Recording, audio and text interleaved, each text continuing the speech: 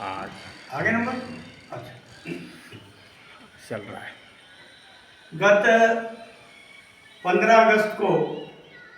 स्वतंत्रता दिवस के राज्य स्तरीय समारोह के उपलक्ष्य में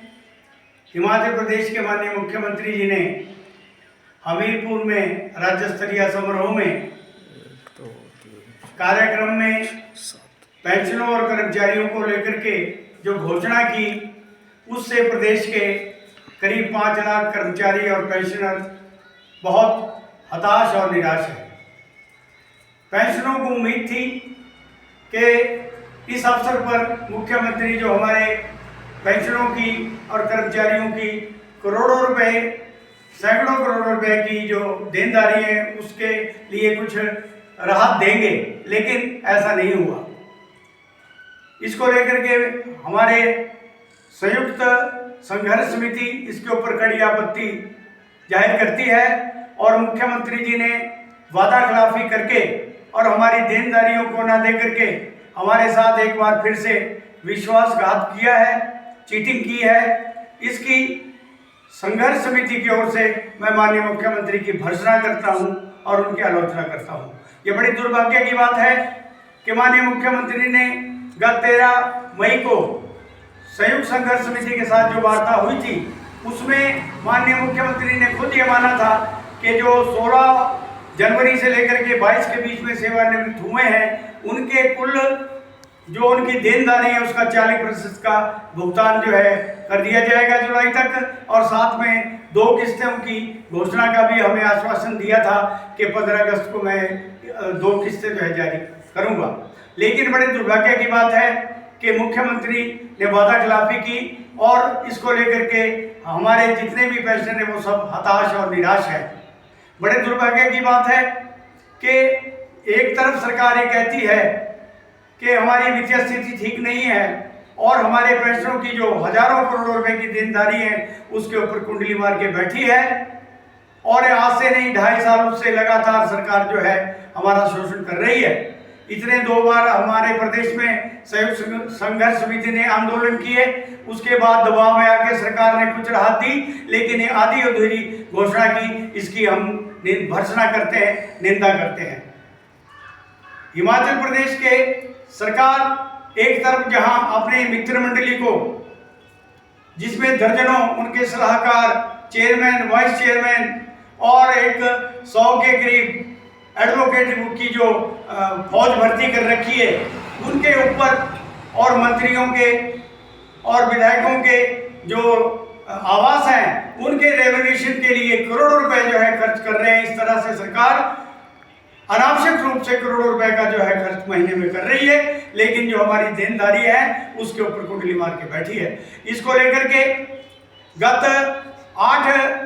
अगस्त को हमारी संयुक्त संघर्ष समिति का राज्य स्तरीय सम्मेलन जिला कांगड़ा के में हुआ, जिसकी अध्यक्षता हमारे संघर्ष समिति के अध्यक्ष सुरेश जी ने की, जिसमें पूरे प्रदेश से सैकड़ों की हजारों की संख्या में जो हमारे पेंशनर वहां पे जुटे, और हमने वहां ये निर्णय पहले ही ले लिया था कि यदि सरकार 15 अगस्त को जो हमसे वादा किया है उसको सरकार पूरा नहीं करती है तो हम संघर्ष के रास्ते पर चलेंगे। और सर्वसम्मति से निर्णय लिया गया है कि अभी सरकार को है नोटिस जारी कर दिया जाएगा और अक्टूबर के पहले हफ्ते में प्रदेश स्तरीय हर जिला मुख्यालय पे, ब्लॉक पे, तहसील लेवल पे जन जागरण अभियान जो है हम शुरू करेंगे। और इसमें अब इस बार न केवल हमारे पेंशनर बल्कि हमारे जो पारिवारिक सदस्य हैं उनको भी हम शामिल करेंगे, और ये संघर्ष तब तक जारी रहेगा जब तक सरकार, अब हम 40% पे भी हम नहीं मानेंगे। हमारे प्रदेश के जितने भी जो हमारे पेंशनर हैं उनकी जितनी भी देनदारियां बकाया है उसका सरकार 100% भुगतान करे, और 15% जो महंगाई की राहत की किस्तें हैं उसका भी सरकार जो है एक मुश्त भुगतान करे। तब तक, जब तक सरकार ऐसा नहीं करेगी तब तक ये हमारा संघर्ष जो है पूरे प्रदेश में लगातार जारी रहेगा। और हम दूसरे विकल्प पे भी विचार कर रहे हैं। हमने पूर्व में भी महामहिम राज्यपाल को ज्ञापन दिया था, अब हमने निर्णय लिया है कि निकट भविष्य में ही हम पूरा खाका तैयार करेंगे जिसमें सरकार की कारगुजारियों को लेकर के, जिसमें अनावश्यक रूप से सरकार हर महीने करोड़ों रुपए और वार्षिक रही है और सरकार जो है हमारे देनदारियों के ऊपर कुंडली मार के बैठी है। इनकी इसको लेकर के ना प्रदेश के करीब 5 लाख कर्मचारी और पेंशनर बल्कि आम जनता है वो भी त्रस्त है। सबका इस सरकार से मोह भंग हो चुका है और इसको लेकर के हम एक विस्तृत ज्ञापन बनाएंगे और महामहिम राज्यपाल हिमाचल प्रदेश को और उसके एक प्रति केंद्र महामहिम राष्ट्रपति जी को उसके एक प्रति भेजेंगे और हमारा 18 के 18 संगठनों का संयुक्त जो हमारा डेलीगेशन है उसको लेके हम दिल्ली में जाएंगे और केंद्रीय गृह मंत्री से भी बात करेंगे और मुख्य उनसे राज्यपाल से भी हमारा आग्रह है कि वर्तमान स्थिति को देखते हुए आज हिमाचल प्रदेश जो है 1 लाख करोड़ से अधिक की जो है कर्जे में दब गया है और वर्तमान परिस्थिति को देखते हुए हिमाचल प्रदेश में तुरंत जो है राष्ट्रपति शासन लगा दिया जाए, विधानसभा को सस्पेंड कर दिया जाए और अगर 2 साल तक ये विधानसभा सस्पेंड रहती है जो करोड़ों रुपए की फजूल खर्ची हो रही है उस पर अंकुश लगेगा और जो हिमाचल प्रदेश